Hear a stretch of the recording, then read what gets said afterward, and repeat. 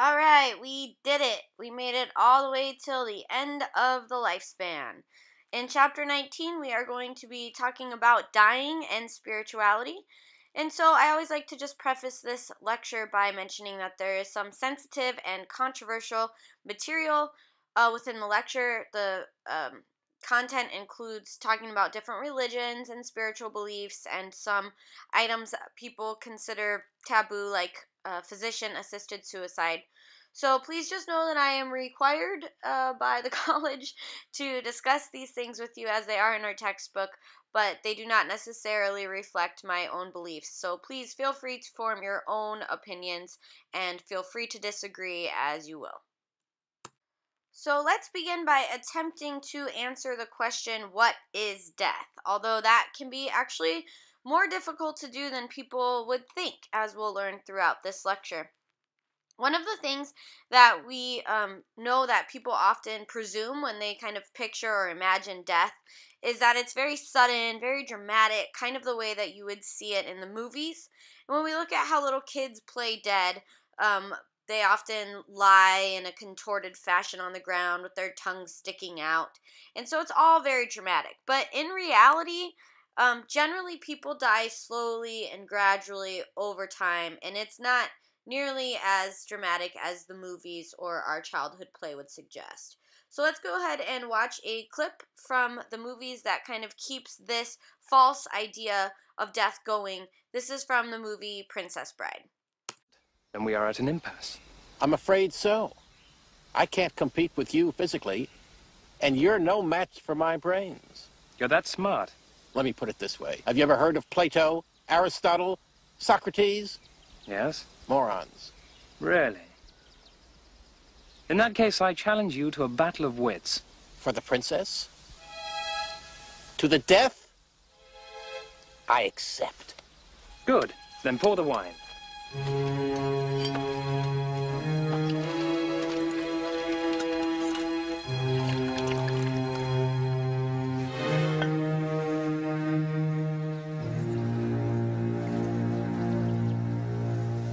Inhale this, but do not touch. I smell nothing. What you do not smell is called iocane powder. It is odorless, tasteless, dissolves instantly in liquid, and is among the more deadly poisons known to man.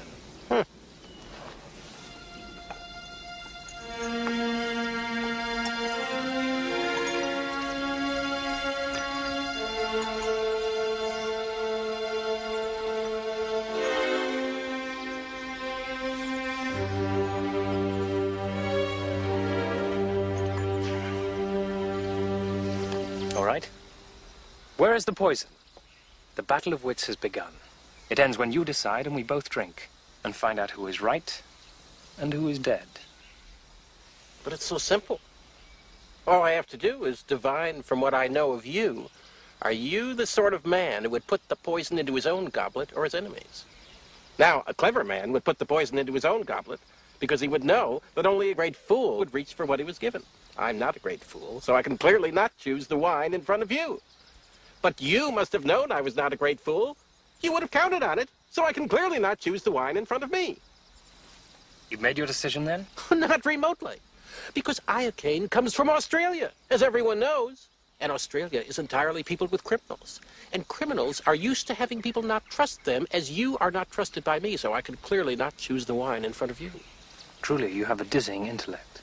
Wait till I get going! Where was I? Australia. Yes, Australia. And you must have suspected I would have known the powder's origin, so I can clearly not choose the wine in front of me. You're just stalling now. You'd like to think that, wouldn't you? You've beaten my giant, which means you're exceptionally strong. So you could have put the poison in your own goblet, trusting on your strength to save you, so I can clearly not choose the wine in front of you. But you've also bested my Spaniard, which means you must have studied. And in studying, you must have learned that man is mortal, so you would have put the poison as far from yourself as possible, so I can clearly not choose the wine in front of me. You're trying to trick me into giving away something. It won't work. It has worked. You've given everything away. I know where the poison is. Then make your choice. I will. And I choose. What in the world can that be? What? Where? I don't see anything. Oh, well, I could have sworn I saw something. No matter. What's so funny? I'll tell you in a minute. First, let's drink. Me from my glass, and you from yours.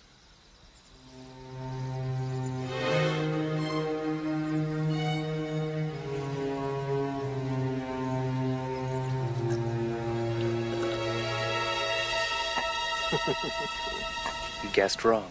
You only think I guessed wrong. That's what's so funny. I switched glasses when your back was turned. Ha ha, you fool. You fell victim to one of the classic blunders.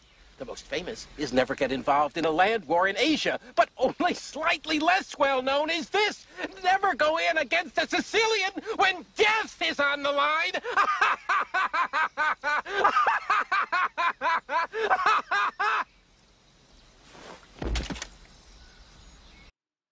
Okay, so another dilemma in answering the question, what is death, is that being sure that a person is really dead has actually been an issue for centuries. In fact, in the 1900s, a gentleman by the name of Franz Hartmann found 700 cases of premature burials, or people being buried alive. In 1896, there was a society developed, and they named themselves the Society for the Prevention of Premature Burial, because the problem was so prevalent. And in 1897, a safety coffin was developed, as you see here on the slide. And what it would do was send up a flag and sound a bell if movement in the coffin occurred. This is actually where the quote "saved by the bell" comes from. So let's watch a quick clip on some other historical pieces of information regarding determining when someone is actually dead.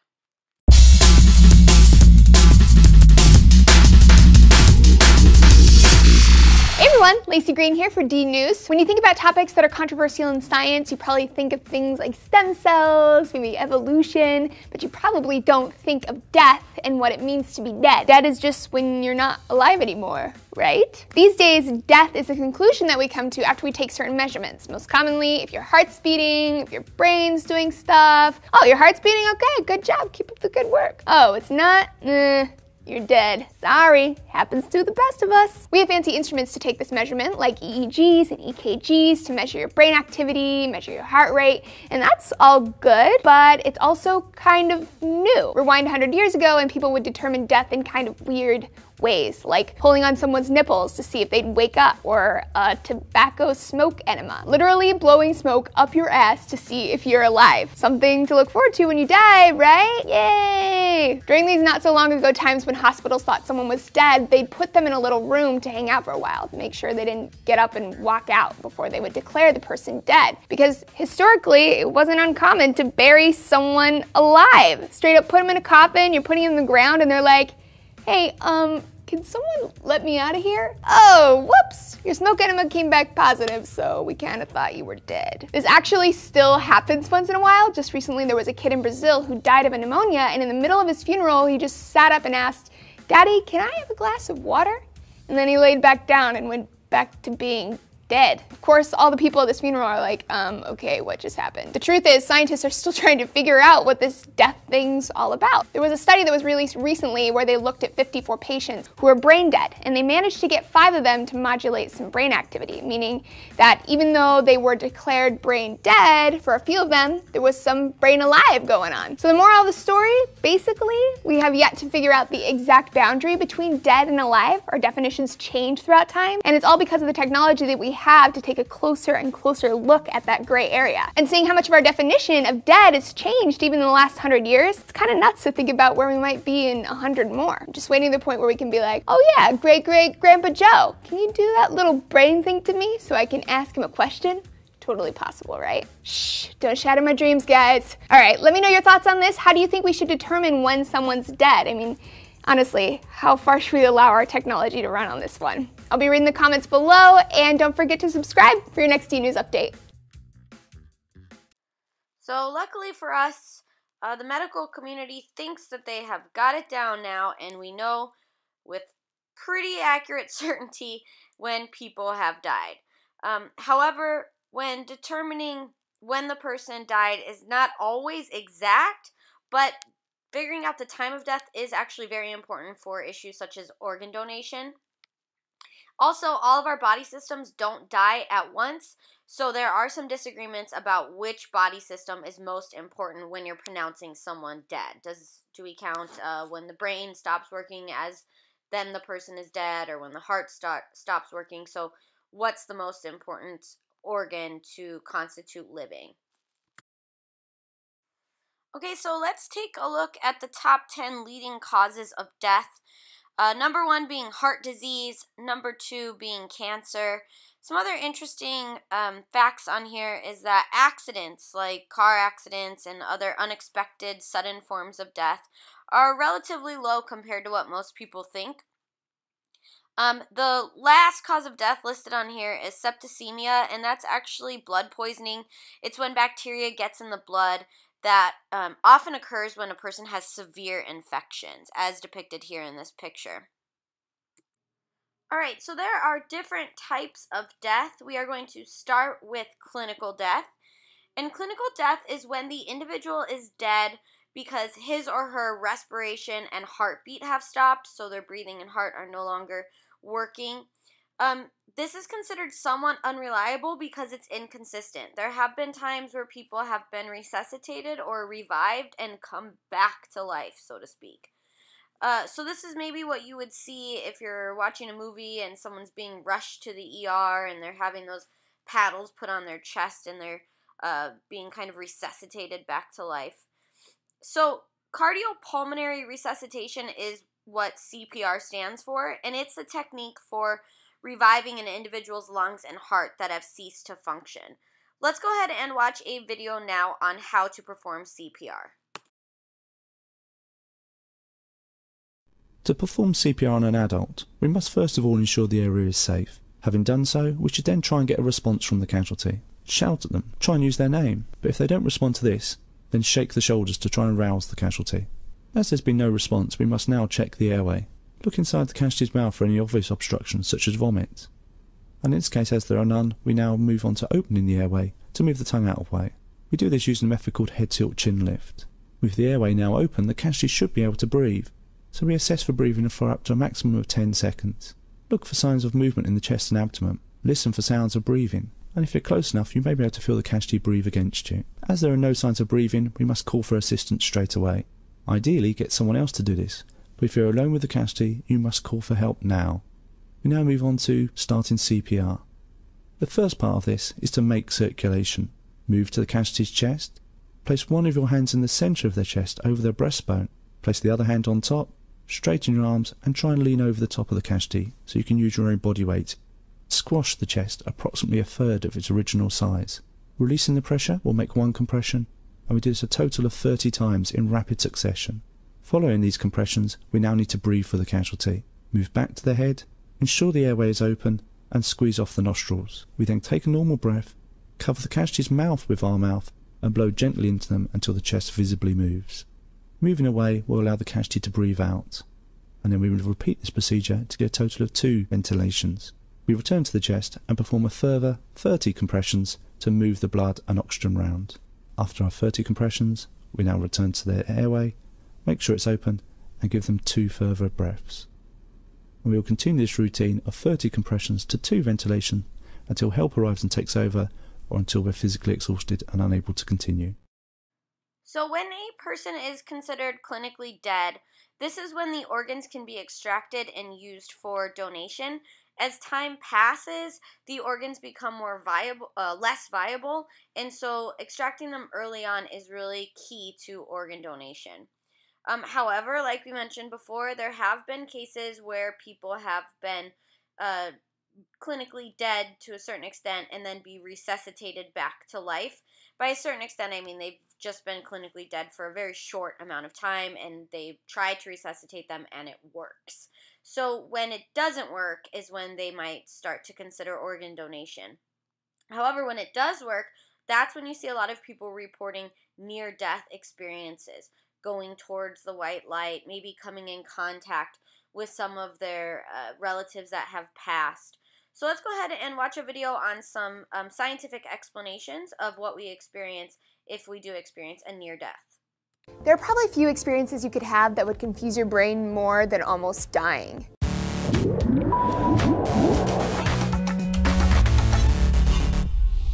Hey friends, Lacey Green here for D News. Near-death experiences have been described by people across the world who came or thought they were coming within an inch of their life. What's totally crazy is that no matter who you are, where you come from, everyone describes it very similarly. It starts with a warmth spreading throughout the body, absolute serenity and calm. Some might even call it nirvana. Then comes a bright light and a feeling of being detached from the body as if you were floating. The number of people who have near-death experiences is on the rise thanks to technologies that can save people at the last moment. Naturally, there's a burning question here. What does it all mean? This is a complicated and emotionally charged question. For some, the near-death experience is proof of the afterlife. For others, it's a fascinating neurological question. So let's take a look at this phenomenon through a scientific lens. One of the most highly regarded studies on NDEs comes from the University of Kentucky. They found that some near-death experiences may actually be something called REM intrusion. During REM intrusion, the mind awakes before the body, which can trigger hallucinations. It's sort of like dreaming while you're awake, kind of. I covered this phenomenon in my video about sleep paralysis, so if you're interested, you should definitely check that out because it's some freaky stuff. Because REM intrusion happens in the brainstem, it's possible for this to occur even when higher functioning parts of the brain have already gone dead. Building on this research, trauma to the brain can result in a sensory mix-up. As your brain struggles to stay alive, all of that chaos results in an information overload in the visual cortex. This is known to produce visions of a bright light or a dark tunnel. The brain also releases a flood of happy endorphins, which puts you in a profound state of peace and calm. And because your brain's responsible for orienting your body relative to everything around you, trauma and oxygen deprivation can cause a sort of out-of-body experience. This has been observed in lots of people who aren't having a near-death experience as well. Lastly, a new study has been published by the Proceedings of the National Academy of Sciences on NDEs. The study was done on rats and found that after cardiac arrest, there's this crazy spike in neural activity. The lead author says that, if anything, the brain is much more active during the dying process than even the waking state. So essentially, the neurons go into overdrive as death sets in, causing the brain to go haywire in a predictable way. Cue warmth, bright light, floating, etc. We perceive this experience with profound intensity as our brain takes a sort of last hurrah before death. So I can't decide if this is beautiful or terrifying or depressing or what. So you should let me know your thoughts about near-death experiences down below or on our Facebook page, and I'll see you next time here on D News. The next type of death is called brain death, and this occurs when the brain fails to receive a sufficient supply of oxygen for a short period of time. Usually brain death will occur after 8 to 10 minutes. And once brain death occurs, a person enters an irreversible coma where they're not conscious or alert, but the rest of their body functions may still work. When someone enters into brain death, you only have a short period of time to remove the organs for donation before biological death occurs. And so biological death is the cessation of all life functions. This is when rigor mortis has started to set in, when you cannot find any electrical charge in the body, and at this point it's too late to use the organs for donation. They're no longer viable and cannot be transplanted. And then the last type of death is called social death, and this is the point at which a patient is treated essentially as a corpse, although perhaps still clinically or biologically they are alive. For example, if they are considered a vegetable, is often the street term used, and you have to make the decision to pull the plug. They're not going to ever come back to consciousness or awareness, and so at this point they're just being kept alive by machines. And it's very difficult for people to make make the decision of whether or not to end the person's life.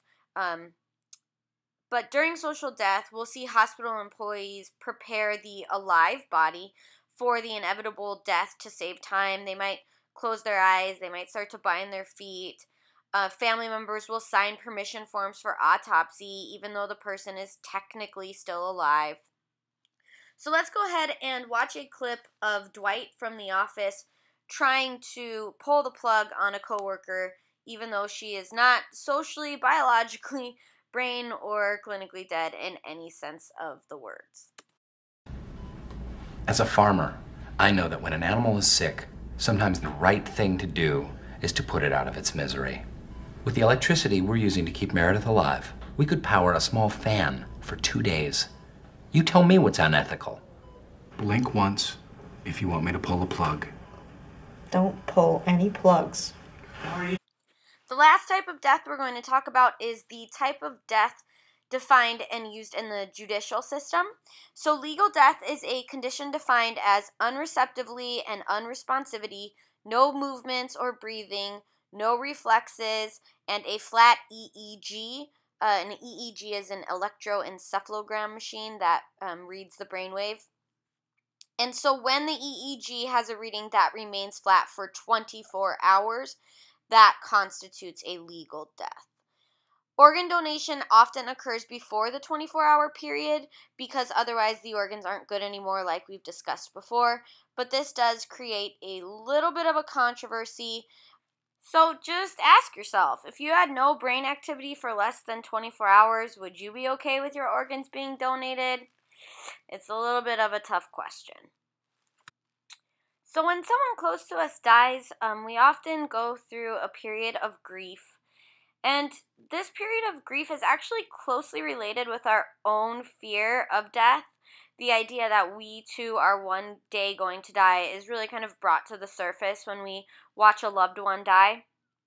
Everyone deals with grief differently depending on our personality, our religion, our culture, our family dynamics. But however you do deal with grief, it is okay. There's not really a standard or best way to deal with it. However, there are 3 types of grief reactions that tend to be somewhat abnormal. And the first one is called delayed reaction. This is dealing with the feelings of sadness related to someone else's death, being delayed for days, months, or even years.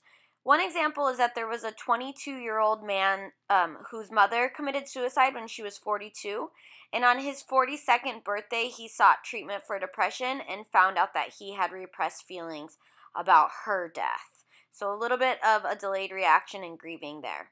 The next type of grief reaction that's a little abnormal is distorted reactions. These are normal symptoms of grief being carried to an extreme degree, like taking on behavior characteristics of the deceased, pretending or actually having aspects of the fatal disease, or its psychosomatic aspects like arthritis, asthma, arthritis, and is how the person died, and now you're feeling pain in your body that are arthritic symptoms. The person died of asthma, and you're starting to feel as though you can't breathe. One case study that exemplified a distorted reaction was this man's mom died of cancer, and at her death, she actually had large boils on her neck from the cancer. He, very shortly after, started to find boils on his neck, but they were benign and determined to be completely psychological. The most common form of distorted reaction is depression, and in extreme cases, this can cause your own death. This is what we often see happen to widows when people say they die of a broken heart. And the last kind of abnormal reaction is pathological mourning, and this is when the mourning process is prolonged and or intensified to an abnormal degree. Having disabling distress that lasts for more than 6 months, for example, not being able to get out of bed because you're so depressed over your loss, creating and spending excessive time in shrines of the dead, having clothes, pieces of hair, pictures in the room of the home, lighting candles for them all the time or every day or excessively. These are all examples of pathological mourning. While those 3 types of grieving are often considered abnormal and potentially unhealthy, depending on their severity, generally psychologists believe that grieving is a healthy part of the process in dealing with death, that it forces us to face the reality that the person's not here anymore and that they aren't coming back, and to deal with our own issues surrounding our impending death.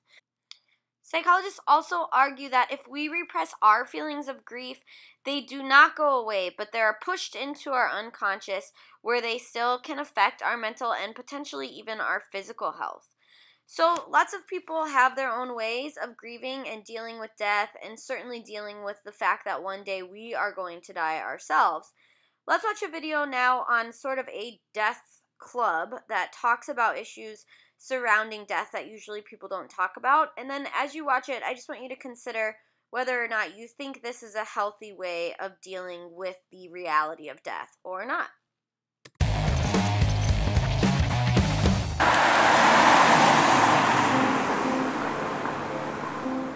want to change how we do death. Before I die, that's what I want to do. I actually really want to change how we as a society do death. I would die a happy person knowing that I'd contributed to that.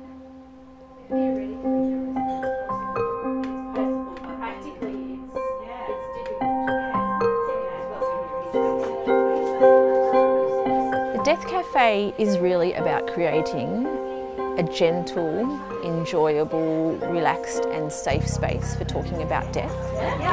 Have we got enough chairs? It could be anything from euthanasia to how we do funerals, to our fears, to our desires for our end of life. You know, it's a little bit unusual, really. I think unusual is good and I think unusual is necessary. So just to introduce myself, I know most of you, but my name's Kim. I have coordinated the Death Cafe, our first ever. Did anyone have any ground rules that they wanted to add in, or are we keeping everybody safe? What happens in Death Club stays in Death Club. Okay, cool. And we don't talk about Death Club. The Death Cafe first began in Europe, and then it arose from a sociological understanding of death. I suppose the two fundamentals are be safe and accepting about talking about death and have cake.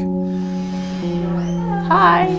In our culture it's very taboo to talk about death, and I think that's not necessarily the best way to go about it because, you know, obviously if you're alive you're going to die eventually.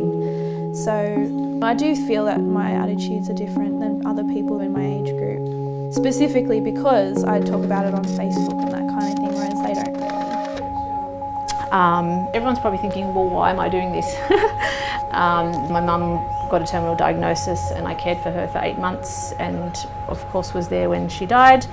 I watched people not really knowing what to do and it was like, okay, enough, enough, enough. That was the day that this journey began.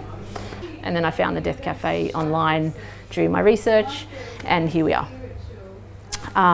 So here's to you all for coming along, and you can just ching ching to the person next to you. Yes. Oh, cheers. Oh, sorry. Salud, behind. Treya, look. Let's make a mountain for Dingo to stand on. I first chose to talk to death with my 2.5-year-old daughter Treya at a very early age. There we go. We must say die every single day. Let's make a big castle and we'll put Nana Carol and Oma on top. Ah, well done. And I also have a plan. I've actually bought some fabric dolls that I intend to create ancestor dolls. We have ashes of her 2 great-grandmothers, so I intend to actually insert them into the dolls and then dress them and actually have coffins. I know it probably sounds really strange, and she's actually playing with dead Grandma Joyce, you know, dead Nana Carol, and actually that play sort of facilitating her understanding and her comfort around death. Oh, look. Have you ever seen her in here? Yeah. That's your Oma. What? Ah, is she making you sneeze? Bless you. Let's have a look. No, look in this one, Bubby, because there's sparkles. Mummy put sparkles in Nana Carol. I sort of look at my child who's 2.5 and I think, what do I need to do to create the death and funeral that I want? If she's the only person who's here to support that process, what can I be doing now to educate her about death and to have death be a natural part of life for her?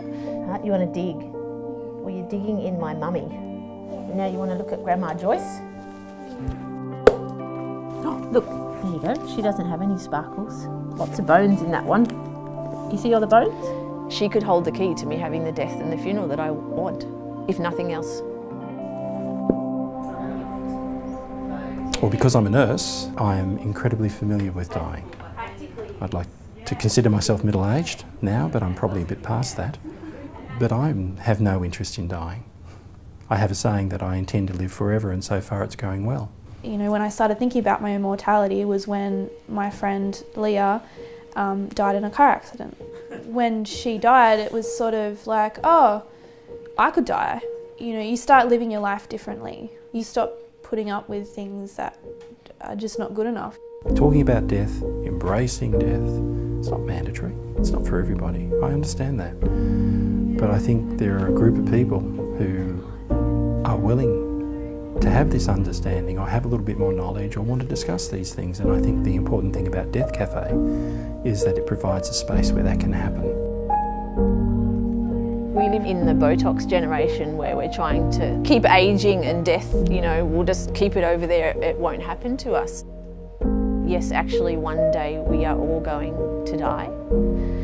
And rather than it being a morbid, you know, oh God, one day I'm going to die, it could be actually, wow, one day I'm going to die, and because I'm conscious of my own mortality, I'm actually going to live more fully.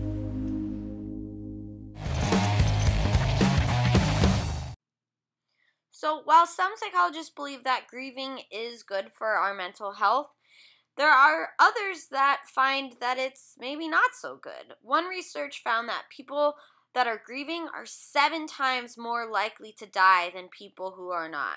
And this could be due to the fact that they're distracted, or that they're unhappy and depressed and maybe making poor decisions about alcohol or drug use, for example.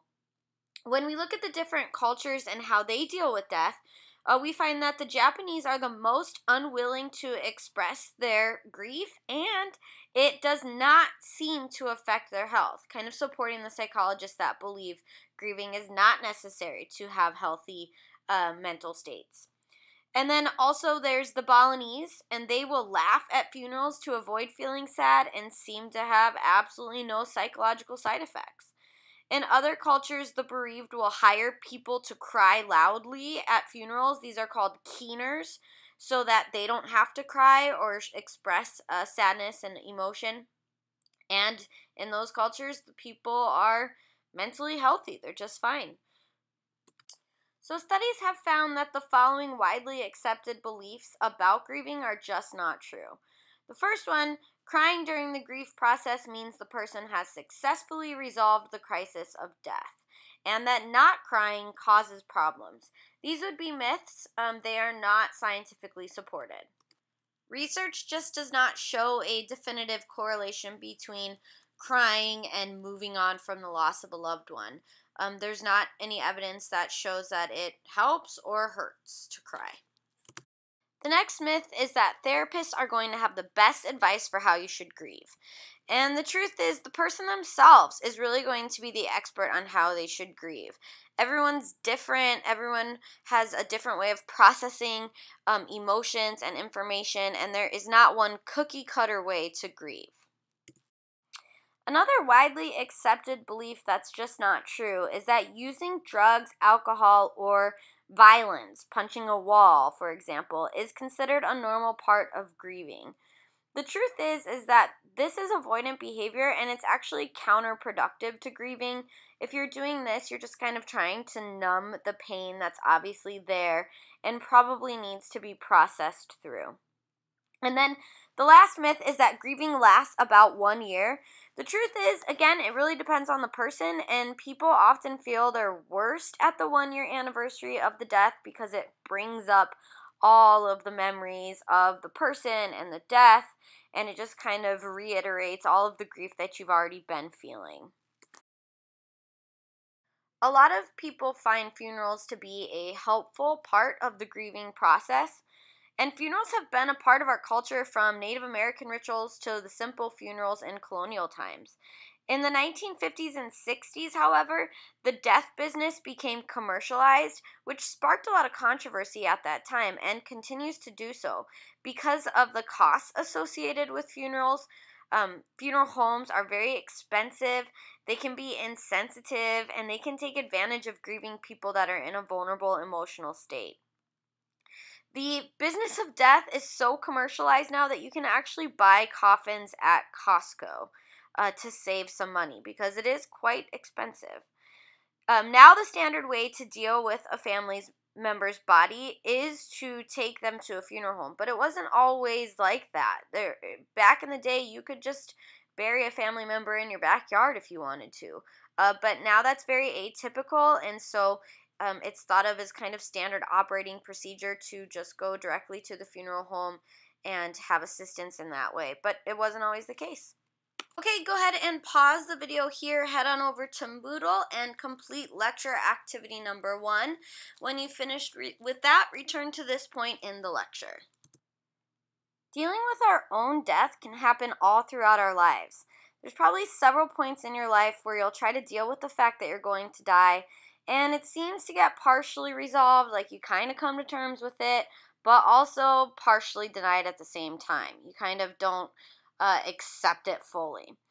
And so when people get diagnosed with a chronic illness, we see that they often become very depressed, and ironically, many of them become suicidal. It's like they just can't really handle the anticipation of the fact that they're going to die. They'd rather be in control of it themselves. So reasons for these patients having depression include medication causing mood changes, aware of how little time is left, feeling isolated as relatives and friends start to withdraw from socializing with you, thinking about who and what you're about to lose often creates this depression, and then finally, feeling angry and resentful that you are going to die. It's not fair that you have to have cancer or AIDS or whatever disease that's taking your life. So a woman by the name of Elizabeth Kubler-Ross dedicated her life's work to studying the psychology of dying people, and she's actually a really fascinating person in our history. She was one of the first people ever to sit down and talk with the dying and ask them what they were experiencing. And to do that, she really had to break a lot of social norms. Around the time that she was doing this research, people that had chronic illnesses were kind of relegated to the fringes of society. They were kept in the basement of the hospital and allowed very few visitors, if any. And so gaining access to them and then sitting with them and talking to them about their experience of dying was really quite profound at the time, and her findings are still relevant to this day because it's not really a well-researched area in psychology. And people argue that that could be due to the fact that no one really wants to think about the fact that they're going to die. So at any rate, Kubler-Ross interviewed hundreds of terminally ill people, and she found that they go through 5 stages of grieving when they're dying. And it usually happens in this sequential order, but not always. People can go through the stages quickly or slowly or skip some, or sometimes not go through any at all. But usually they go through these 5 stages in this order. So the first stage is denial, just not being able to accept that you have this chronic illness, blaming the doctors or saying they got the test wrong, saying that they've made a mistake, that you're not the one with the cancer. The next stage is anger, and this is when you become very angry, often at the doctors or at your family members or just at people in general, maybe even God, feeling that it's not fair that you have the illness, being angry at the doctors, blaming them for kind of diagnosing you with this. The next stage is depression, and depression is when the person kind of starts to slowly accept the fact that they are going to die, and they go through that feeling of feeling isolated and realizing what they're about to lose and kind of all those things we had talked about earlier. And then the next stage is bargaining, and this is when they kind of beg for one last chance, often with some spiritual entity, depending on their religion, a god of sorts, if they are religious. Even those who aren't religious, we often find go through this stage of bargaining and maybe for the first time in their lives talk to a higher power. And they might make deals with God like, if you let me live, if you let me beat this cancer, I promise I'll start going to church every Sunday, for example. And then the final stage is acceptance, and in acceptance, we really come to terms with the fact that we are going to die, and often people find peace in that. They're okay with it. They recognize that it's a normal part of the life cycle. In other cases, the acceptance just leads to the cycle starting over or going back into depression. It really just depends on the individual. So let's go ahead and kind of lighten the mood a little bit and watch a funny video from Robot Chicken that covers these 5 stages of death. Uh-oh.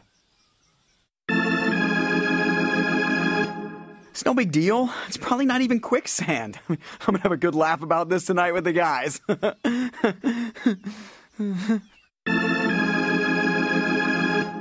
Well, this is just perfect. Stupid quicksand. Stupid jungle. I want to bite someone in the face. Mother. Ah! That stupid jungle. Are you there, God? It's me, Giraffe. Listen, if you would just give me a mulligan on this quicksand thing, I promise.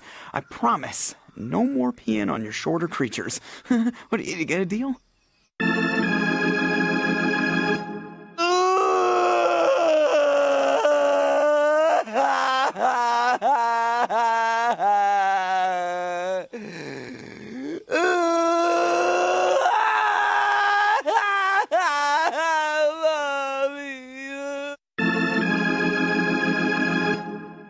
You know something? I'm cool with this. I bet heaven has all the tender leaves I can eat, and everyone gets their own Slurpee machine. Yeah, take me, sweet death. I await your loving embrace. What? I think I hit the bottom.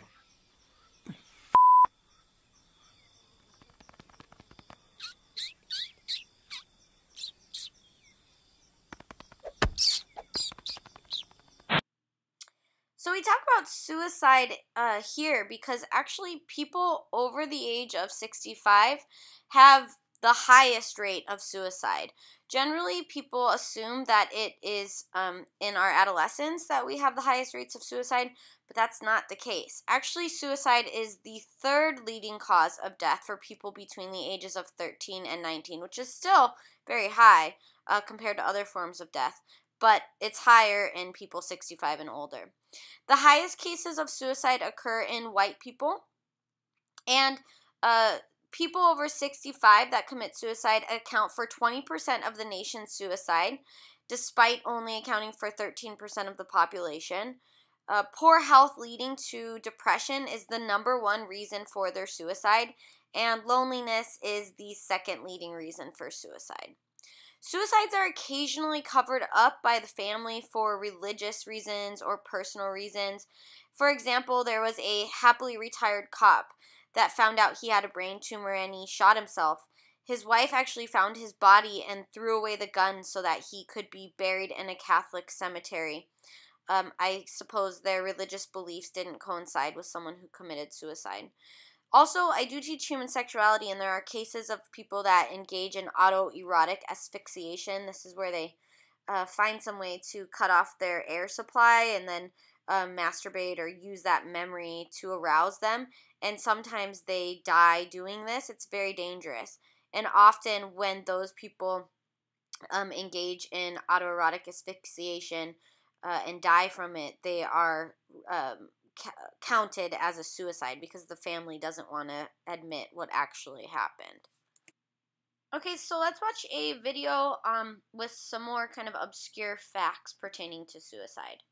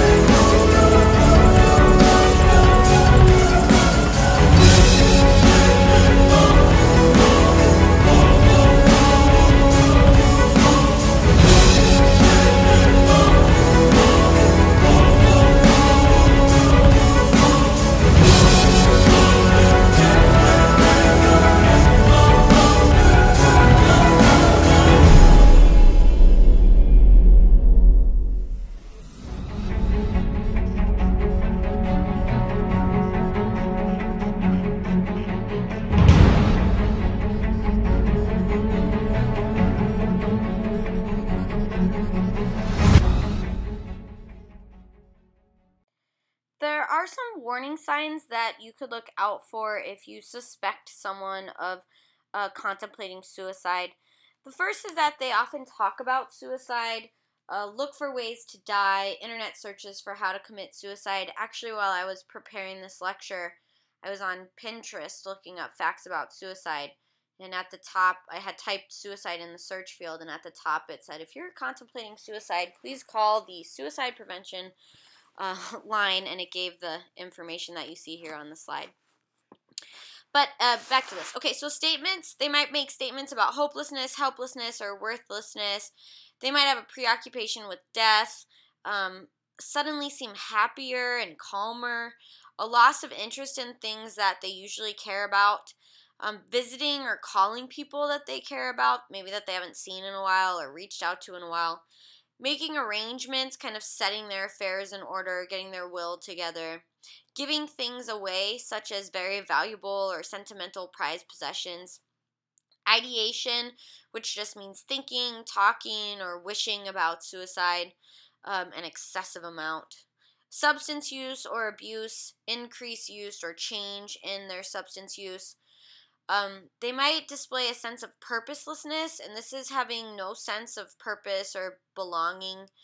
Anger, feeling trapped, like there's no way out. Hopelessness, there's nothing to live for, no hope. They don't have any really optimistic beliefs. You might see them start to withdraw from friends, family, work, school, activities, hobbies. They might show higher levels of anxiety, have like restlessness, irritability, agitation. They might start to engage in more risk-taking behaviors, which we call recklessness, and then, like gambling, for example. And then the last one, mood disturbance. They might have dramatic changes in mood. So we do see some gender differences when it comes to suicide. The first is that females attempt suicide more than males do. And males are 4 times more likely to be successful at committing suicide than females. And some people hypothesize that the reason females survive more when committing suicide than men do is because of the method that they use. Women tend to use less violent and deadly methods like pills, whereas males often use violent means like hanging or shooting themselves. And so this kind of indicates that maybe they're more committed to dying than women are when they are in the act of committing suicide. Male suicide attempts are often influenced by drugs and alcohol, job loss, and divorce. And one study found that older women are able to list more reasons for living than older men. Maybe this indicates that older men are slightly more depressed than older women. And we also found that older women had better coping abilities than older men did. So the movies make it seem like we kind of die in these very dramatic ways, when in reality, 80% of Americans actually die in hospitals. And in regards to dying in a hospital, there was a case that gave a lot of attention to physician-assisted suicide, and that was the case of Dr. Jack Kevorkian. He assisted 130 patients with suicide before it was legal, and for this he actually served an 8-year jail sentence. Not all of the victims or patients, depending on your point of view, were terminally ill, and in fact, Dr. Kevorkian killed some within 24 hours of meeting them upon their request. So, physician-assisted suicide is often referred to as euthanasia, and this means a good death in Greek. And there's really 2 types of euthanasia. There's passive euthanasia and active.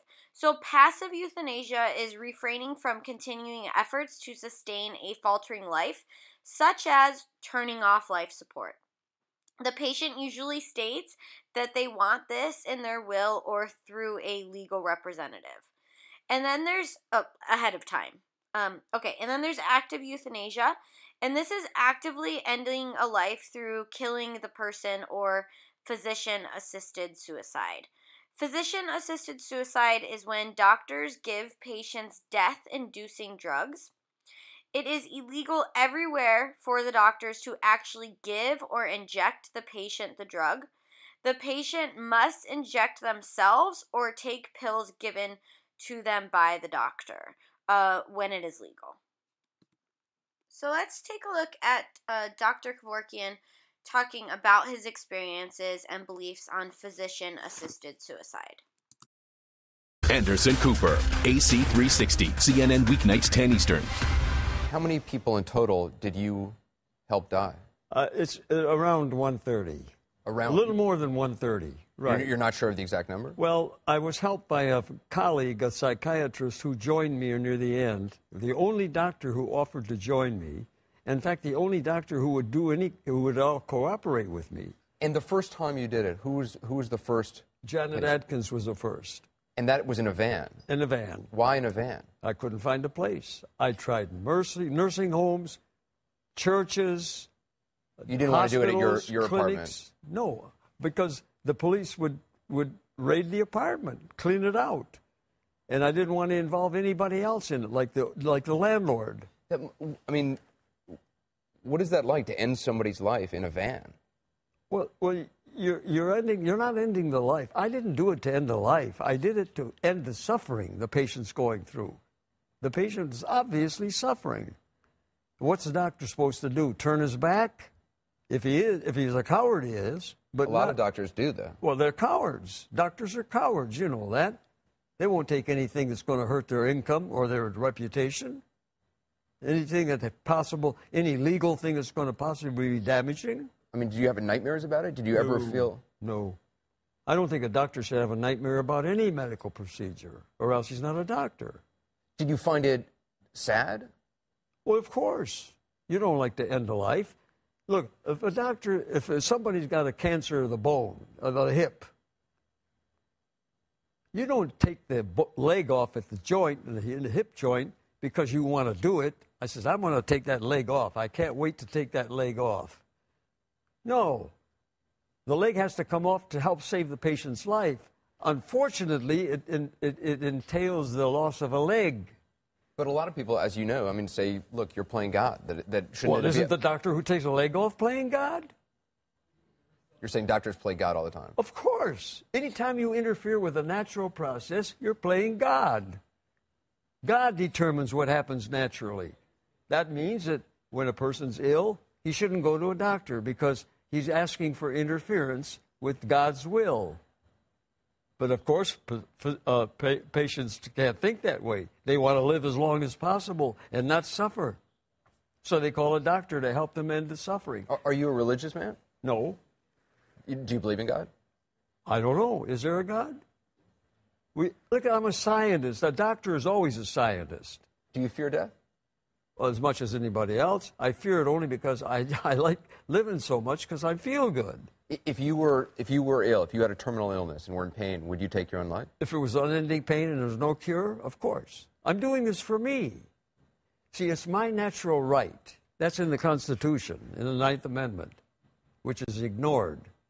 I have a natural right to do whatever I want with my body, anything, as long as it doesn't affect anybody else or any other property, and I give permission, myself permission to do it. That's true of anything. I help a patient only with his permission to do what I think is necessary, and it's all laid out in detail to the patient. Do you think you've had an impact? Do you think you've been successful? I think this film may have an impact because it's very emotional and very powerful. But it helps the issue, and that's what counts. Whether it helps me or not is irrelevant. And I like that because it helps the issue. You use different ways of ending people's lives. Yes. At first, what did you use? I had to devise a way to do it. The patient was quadriplegic who wanted a doctor to come and help him die. I says, look, I can help you, but it's illegal. So I've got to find a way to do it legally. And I'll get back in touch with you. And in the meantime, I was working on a way to do it. So you basically just came up with an idea in your mind to make a machine. That would save me from having to do it. So a machine that would allow the person to actually end their own life. That's right. I would set up the machine, all the solutions and everything, in the intravenous line, and then the patient would hit a switch and start everything flowing. Later on, you started using a gas. Yeah, because they took away my license for the controlled substance. So you couldn't get access to... No, so they made it harder for me and harder for the patient. But that didn't bother them. See, they don't care about the patient suffering. See? So you actually, so what, you would put something over their head and give them a gas? No, we first tried one case with a thing that I devised over the head of a plastic that's you could see through, transparent. Right. But the patient panicked and said, stop it. So I stopped it. We stopped it. And I says, why don't we try this another day? He said, no, do it now. He was determined to end it. He had severe emphysema. And that helps your panic. When you breathe and you have trouble breathing, when you're breathing carbon monoxide gas. When you have carbon monoxide poisoning at night, when you're asleep, it doesn't wake you up. You die. In other words, it's not so disturbing that it would wake you up. Therefore, it can't be too disturbing when you take it awake. And the final patient, Tom Yao. Yeah. That case was different. You actually injected him yourself. That's right. You actually injected him because you wanted to go to court. I wanted to bring the case so that I get standing. They can't say they didn't get the particularized case they wanted. And you thought it would go to the Supreme Court and that basically this would change the law of the land. Yeah, I hope it's going to get... I doubt it, though, because I knew the court's corrupt. I want to just show a little video that you made prior to the injection. And we're ready to inject. We're going to inject in your right arm. Okay?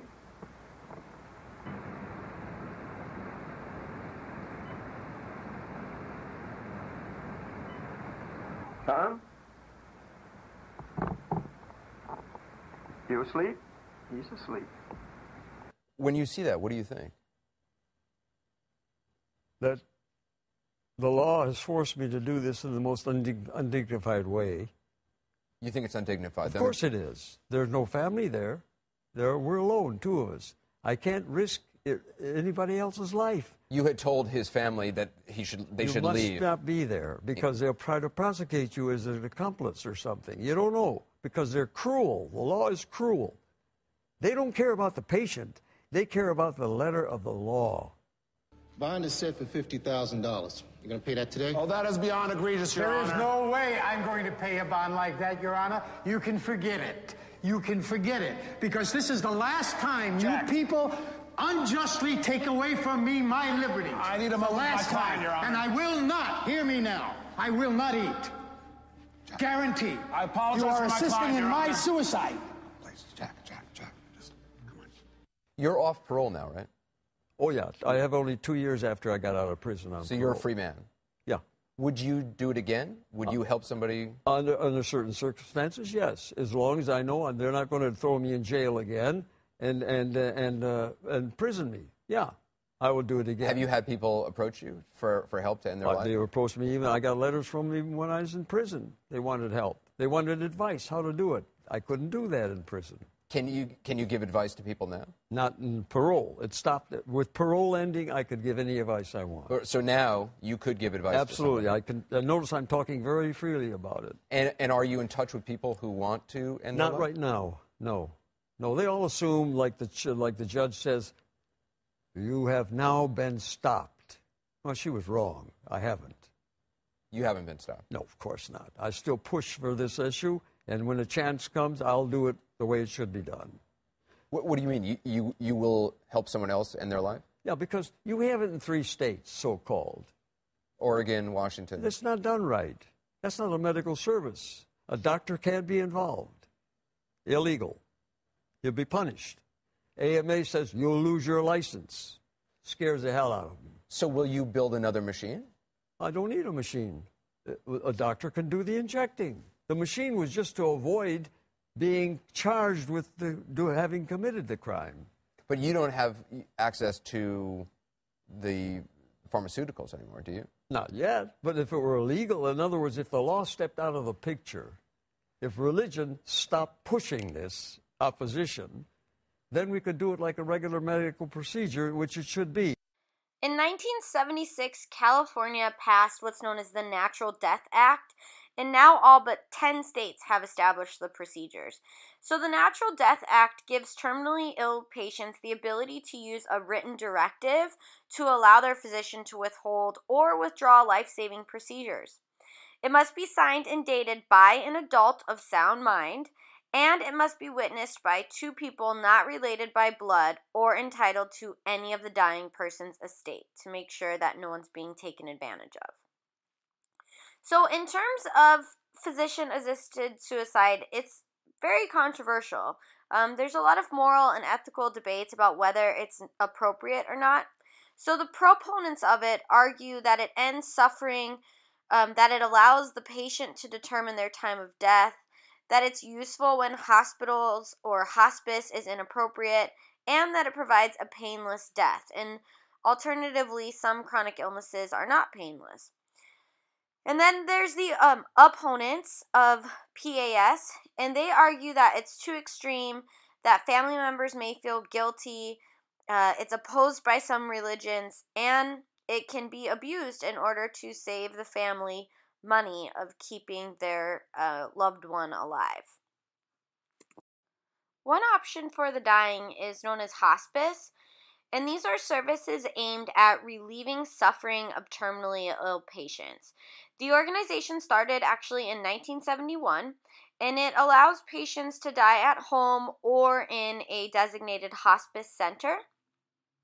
It provides caretakers that give pain relief and psychological counseling rather than having the people being placed in a quote-unquote death ward of a hospital, being surrounded by a bunch of other people that are dying. In extreme cases, hospice provides cancer patients with what's known as Brompton's cocktail, and this is a combo of morphine, cocaine, alcohol, and syrup. And this Brompton's cocktail is effective at easing pain and fear, as you could imagine. So that's the main goal of hospice, is just to make the final days of a person's life as comfortable as possible. Alright, go ahead and pause the video here, head on over to Moodle, complete lecture activity number 2, and we will see you when you return. So religion is an important part of a lot of people's lives and can often become even more central when they're dealing with their own impending death. So for many, spirituality is really the only justification for mortality. It's the reason why we're here. Spirituality is concerned with things like looking at why we're here, what our purpose is. When someone is engaged in a spiritual conquest, they might want to know if this life contains things that are worth living for, or if death is actually better. Is there an afterlife that is more pleasant than the current life? And so often spirituality involves considering the will of some supreme being, some almighty, omnipotent figure, often referred to as God. 96% of people over 65 report that they do in fact believe in God. So let's go ahead and watch a video of very famous author Eckhart Tolle talking to Oprah Winfrey about his own spiritual beliefs and idea of what happens when we die and what God looks like to him.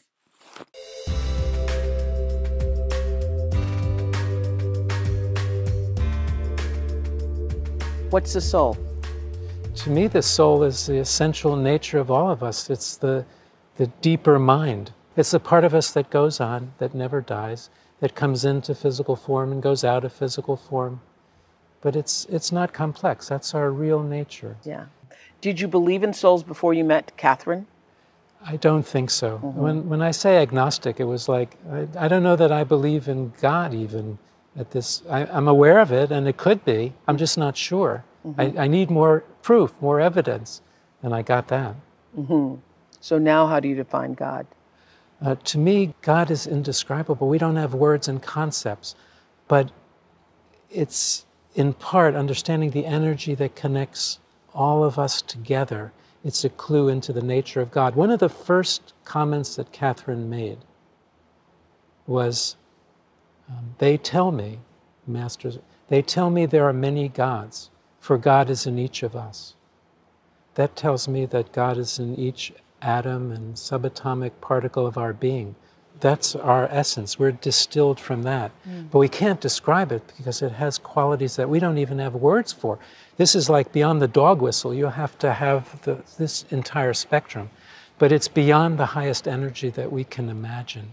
But it possesses God, compassion, incredible compassion, omniscience, wisdom, love, all of those qualities and more. A long answer. I love it, though. Do you pray? I do. I pray, I meditate, because I know that these are, how to put it, connections that we make with the divine. The concept of grace, that we can have interventions that help us. So I pray, of course, because I know beings are listening, and we need to have faith in those beings, whatever we want to call them, whatever names. It's beyond names. Okay, this is the question for you.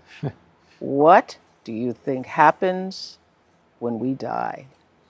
Oh, well, I think that we never die because we're never really born. We existed before. You existed before this birth. You were probably a spiritual guide to your mother or someone else. You were on the other side. Then you come into a physical body as a baby, and you go through a life, and the next stage, though, is leaving the body. So if you are the soul, you never die. When the body dies, you go on. Thank you so much. Oh. Thank you.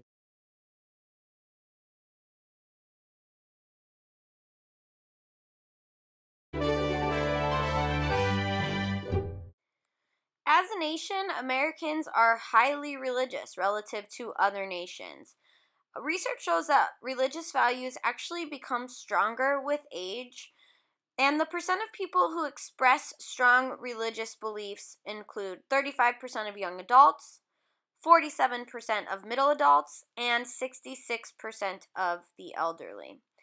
So studies found that attending religious services is actually associated with less cognitive decline in old age. It decreases stress and the likelihood and onset of anxiety and depression. And so some people might argue that this is due to that spiritual entity, but others argue that there's something about the social support of attending religious services that gives people a sense of purpose and meaning, and they gain enjoyment out of talking to other people, and this kind of keeps them vital and alive, and this is why it's good for people's mental health. For the remainder of this chapter, we're actually going to go over 4 theories of how we develop our spirituality. And the first theory is brought to us by a very famous psychologist by the name of Viktor Frankl. He actually survived the Nazi concentration camps and then went on to write a very famous book about, or titled Man's Search for Meaning. And it talks a lot about how what makes people want to persevere when they are in horrible situations like Nazi concentration camps or when they are dying is this pursuit of meaning, is this pursuit of having purpose and people in their life. And so he adapted that idea to discuss how it is that we develop our spirituality as we go through our lives. So he suggested that we develop our spirituality in 3 dimensions that interact with each other. He says that we actually exist in these dimensions from the time we are born until the time that we die. So all 3 of them kind of overlap and interact with one another. And those 3 dimensions are broken down into the body, mind, and spirit, according to Frankl. So he called the body dimension the somatic dimension. And in this dimension, it's our instincts, our primal urges that motivate us to struggle, to stay alive, and to help our species survive and reproduce, a very Darwinistic kind of idea of adaptation and survival. And then he says that the second dimension, which consists of our mind, is called the psychological dimension. And here is where our personality lives and kind of controls our being. He says that our personality is based on our drives, our wants, our needs, our capacities, what our abilities are, our IQ, and our interactions with our environment kind of shape our mind and this psychological dimension of our spiritual growth. And then the third dimension is the spirit, and he says this is the noetic dimension. And so this is our search for meaning. And he says that this search for meaning is actually what really makes up our whole spirituality. This dimension is what separates us from animals and other species, according to Frankl. He says that we're unique in having this dimension. He says our conscience lives in this dimension, our center of moral imperatives, what's right versus wrong. And it's this dimension that affects our perception of the meaning of life, of what our purpose is, as of why we're here, what happens when we die. He says that logic and reasoning do exist very much in this dimension and shape our perception and understanding of the world in which we live. He says that the noetic dimension is the dimension that supersedes the other two and that it's more powerful than the others. In other words, he's saying that the spirit is really kind of more powerful than the primal instincts of the body or the personality and ego drives of the mind. But instead, our spirit is what makes us want to search for meaning and have purpose and have love relationships with people. And it's our spirit that allows us to be whatever we want to be and whoever we want to be. And so it is the noetic dimension that leads most to our spirituality. So let's go ahead and watch a interview with Viktor Frankl talking more about these ideas of spirituality and meaning. Dr. Frankl, now what exactly does a meaningful life entail? A meaningful life has three main chances to become meaningful. That is, namely, by doing a deed or creating a work. Second, by experiencing something or someone. Something refers to nature, culture, and someone to another human being whom we are loving. So, life can become meaningful through work and through love. But if need be, if you are confronted with or facing a situation which is unalterable, a situation that has caused you suffering, even then you may, so to speak, still squeeze out from such a situation a potential meaning to fulfill by the attitude that you are adopting in such a situation. Is that what the theory logotherapy is all about? Not all about, but this is an intrinsic and important aspect of that system which is called logotherapy, I would say. Dr. Frankl, in one searching for meaning through these three deeds, or three aspects, as you put it, where does religion come into?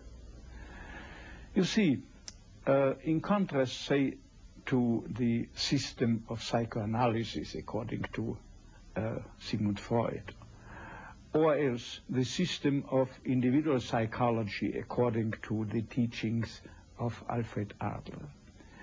Logotherapy sees man as a being not dominated by a strive for pleasure, nor by a will to power, but rather by a will to meaning.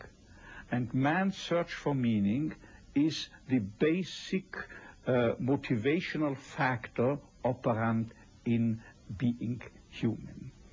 And thus, logotherapy sees man struggling for a life as meaningful as possible, or being frustrated in his very will to meaning, as we are used to calling it, frustrated by being disappointed and by seeing that there is no place for meaning, there is no offer for meaning, better to say, but they are just foundering in their search for meaning. If we define a human being as a being in steady search for meaning, here is the very place where religion comes in, inasmuch as man, or say a large essential part of the human population, is going one step beyond that, inasmuch as they strive also for something one might call an ultimate meaning.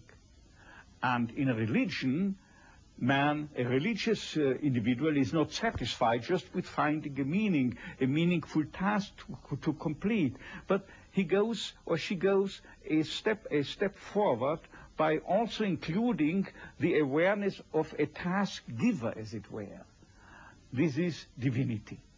So there is a new dimension they enter, religious personalities enter, by striving for something they may experience and receive, be perceptive of in terms of an ultimate meaning, not just meaning, but an ultimate meaning. Okay, so the next theory of spirituality is brought to us by a very famous psychologist by the name of Carl Jung. He actually worked with Freud, and they were buddies until they kind of had a little bit of falling out because they had a disagreement on how important sex was in developing our personalities. Carl Jung thought Freud kind of pushed it to the limit in terms of the importance of sexuality. But Jung also is the man that is kind of associated with the 70s and the 60s and this idea of free love and the age of Aquarius. And so he's often associated with kind of hippie mentalities, so to speak. And some of his ideas are considered to be really out there, depending on who you are and your perspective on the world and what you think. But regardless, here it is. Okay, so Jung thought that in the first half of the life, our goal is to individuate, like we talked about before, develop our own independent identities separate from our family, but really figure out our own morals, beliefs, values. He says that most of us are individuated by the age of 35. We are most different from one another at this age, he says. In the second half of our life, we must turn our focus inward and acknowledge all the disorganized parts of our personality, the parts of our personality that aren't necessarily healthy for us, that don't help us to live our best lives or to reach our full potential. And he says that we, in the second half of our life, attempt to have a unified, consistent, stable personality that's very self-aware and really knows who we are. And he says that introspection is what allows us to be able to accomplish this self-awareness. And so the second half of life is really committed to introspection. And he says that this introspection is what marks adult spirituality. The goals of introspection, according to Jung, are to find a meaning and purpose of life, to gain perspective on other people and how they're feeling kind of by empathizing or relating with them, and to determine what values and activities, morals, ethics are important to us. He says that through introspection we can discover the supernatural aspects of existence, and he calls this idea synchronicity. So let's go ahead and watch a video on synchronicity. The still unknown relationship between what we call the unconscious psyche and what we call matter, a mystery with which psychosomatic medicine endeavors to grapple. In studying this still undefined and unexplained connection, it may prove to be that psyche and matter are actually the same phenomenon, one observed from within and the other from without. Dr. Jung put forward a new concept that he called synchronicity. This term means a meaningful coincidence of outer and inner events that are not themselves causally connected. The emphasis lies on the word meaningful. If an aircraft crashes before my eyes as I am blowing my nose, this is a coincidence of events that has no meaning. It is simply a chance occurrence of a kind that happens all the time. But if I bought a blue frock and by mistake the shop delivered a black one on the day one of my near relatives died, this would be a meaningful coincidence.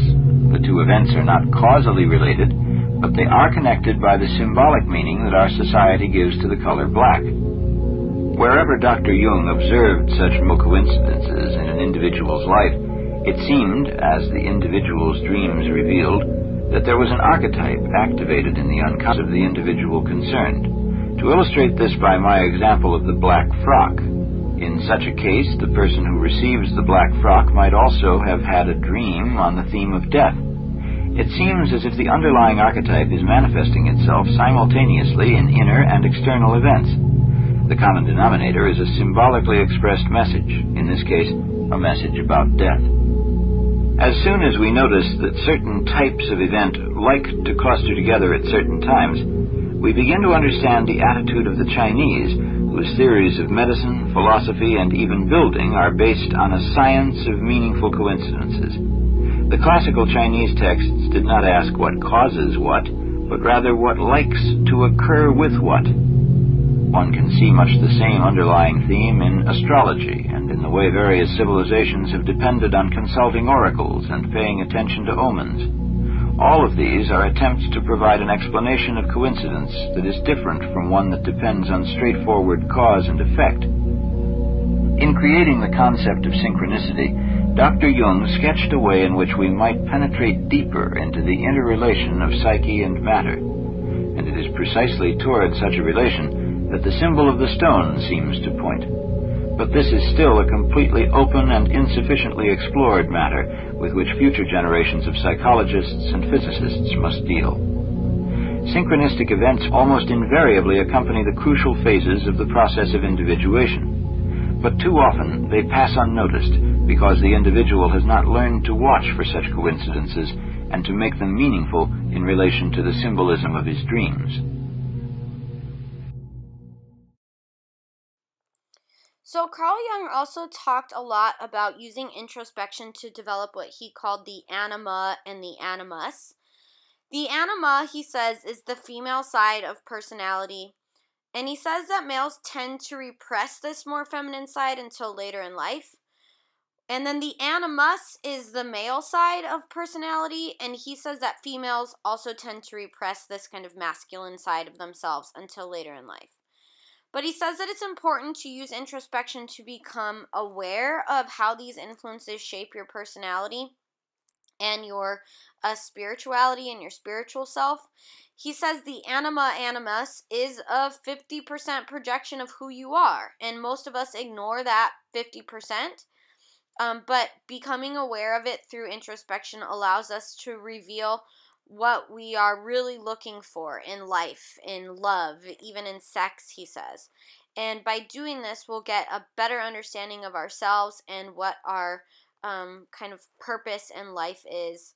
And that, to him, is what spirituality is really kind of figuring out who you are and what your purpose and place in this world is. Okay, let's listen to Carl Jung discuss his ideas of the anima and animus. Jung observed that for every woman there was a masculine aspect within her psyche, the archetype of the animus, and for every man a feminine counterpart, the anima. The anima is an archetypal form expressing the fact that a man has a minority of feminine or female genes, yeah, and that is something that doesn't disappear in him, that is constantly present, and it works as a female in a man. The same is the case with the animus, that is a masculine image in a woman's mind, which is not sometimes quite conscious, sometimes it is not conscious, but it is called into life the moment that woman meets a man who says the right things. And then because he said it is all true, and he is the fellow. No matter what he is. Yeah. And the whole point is that the female ego has to be in charge of the animus. Now, that's not a generally accepted idea, because the old hangover of you lean on men and men will somehow make your life interesting or something, and you just lose all your own ideas or innovations or creativity. And I think a lot of women are scared out of being who they are and doing whatever is important to them still.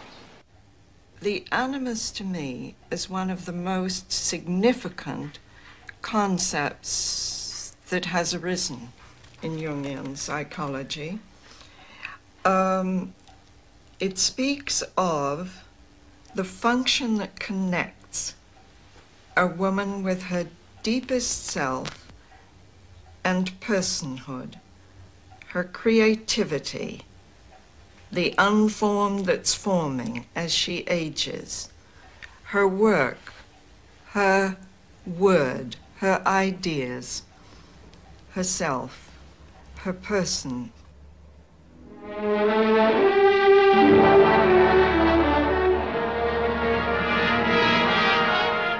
In the Alfred Hitchcock film Notorious, John Beebe finds a drama of the animus in the conflict between a woman and men.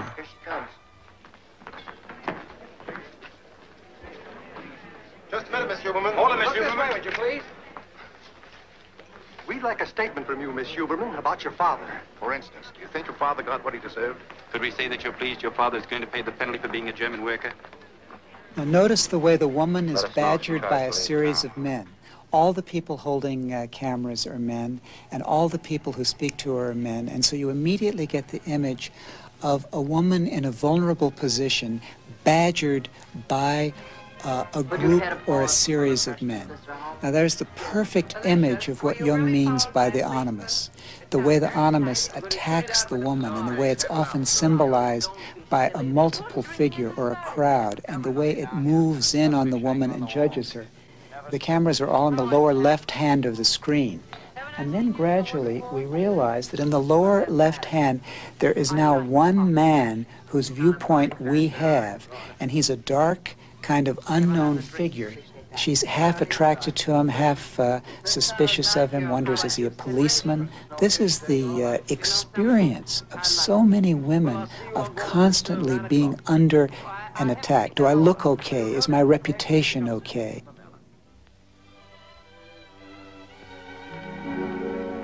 The camera turns, and finally he becomes a personality in his own right. Indeed, he's Cary Grant. There's one more drink left, appease. Shame about the ice.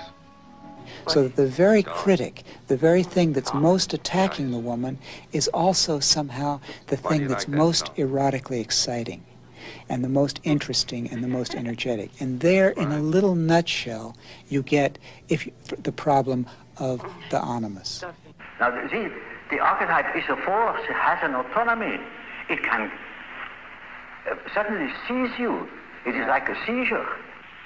So, for instance, falling in love at first sight, that is such a case.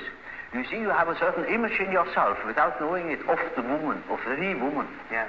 Now you see that girl, or at least a good imitation of your type. Yeah. And instantly you get a seizure, and you're gone. Yeah. And afterwards you may discover that it was a hell of a mistake.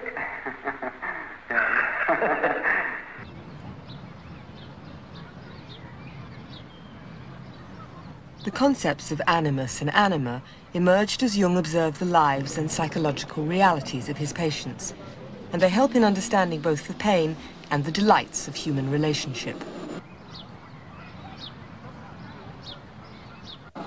Robert Johnson. Man insists upon making some outer figure, generally a flesh and blood woman, bear his anima for him. That is, he mediates the outer world by way of his anima instead of using her inside where she belongs. This produces more suffering and more upset and more pain than any other single thing that I know about. Oh, you see, a man is quite capable, he's intelligent enough to see that that woman of his choice, as one says, not no choice, he has been captured. You know, he sees that she is no good at all, that she is a hell of a business. And he tells me so, and he says, for God's sake, doctor, help me to get rid of that woman. He can't. He's like clay in her fingers. And that is the archetype. That is so-called archetype of the anima. This contribution of Jung's animus and anima theory is not only of immense use in understanding relationship difficulties and the joys and richnesses of relationships, but is actually something, as with all the best ideas, that people, ordinary people, are doing anyway.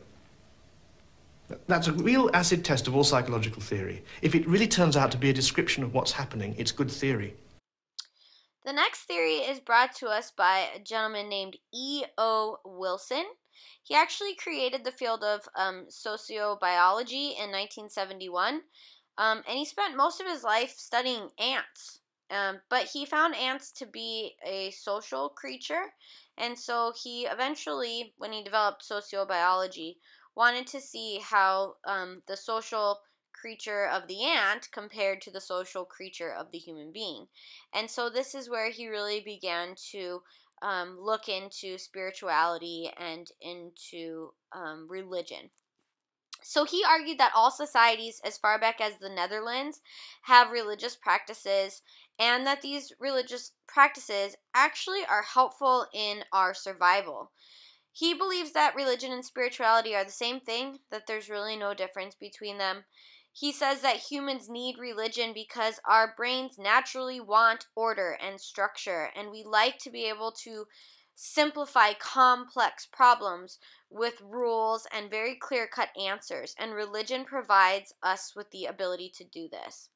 He says that religion also provides the morals that allow people to consider their own wants in regards to society, and ultimately determine that putting society first is what's right, and always trying to find a way to kind of gel their own moral beliefs with what society says is morally correct. And he says religion really creates the outline for what's morally correct according to a society.